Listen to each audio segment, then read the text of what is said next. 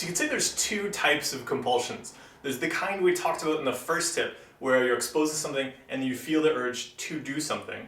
And then there's another kind where you're exposed to something and you react by not doing something. You procrastinate, you avoid, you shut down, you lock yourself in your home, right? You avoid things.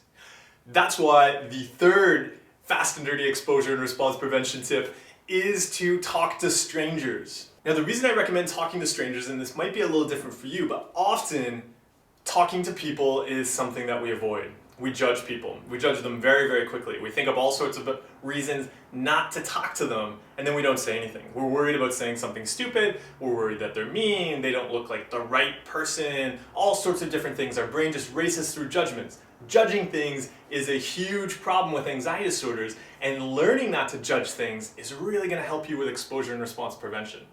So that's why going out and talking to people is incredibly effective, because often you have that flinch, you react, you don't talk to that person, and that's a compulsive behavior too. You listen to what your brain says and then you react to that. And it can be really unhealthy, and it can really, really limit your life. So one thing I did that I found effective was that in my building, I decided I would talk to anybody I met in the building. Because normally you just sort of go about your day and you think, oh, I'm like really focused on doing whatever. I'm reading something on my cell phone, or I'm playing, I don't know, Angry Birds or something, whatever you're doing, and you just sort of ignore people, or you think you've had a tired day. You don't feel like talking to people right now. But that's just your anxiety disorder at work.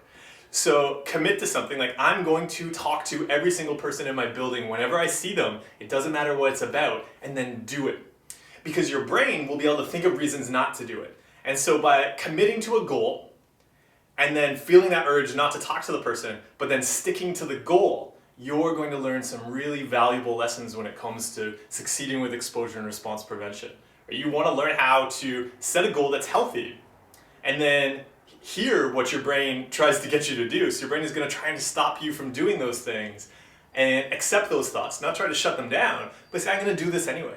So your brain says, oh, that person doesn't look like somebody you want to talk to, and then you talk to them. It's such a really incredibly helpful lesson. And if you're somebody who doesn't experience any anxiety around talking to people, pick something else that you know you always avoid. Another example is often people avoid sending emails. They'll do things like say, oh, it's not the right time, I need to be in the right space to write that, etc. Set yourself a goal, like I'm going to respond to every email as soon as I get it. Your brain is going to be like, whoa, you need to like think of a response, the right response, and just send a response. Okay, so that's another way you can do that. Now, you may be wondering, with the 3 tips we've done so far, you're just really concerned about getting rid of anxiety. You want anxiety to stop. Why are we talking about buying ice cream and changing language and talking to strangers?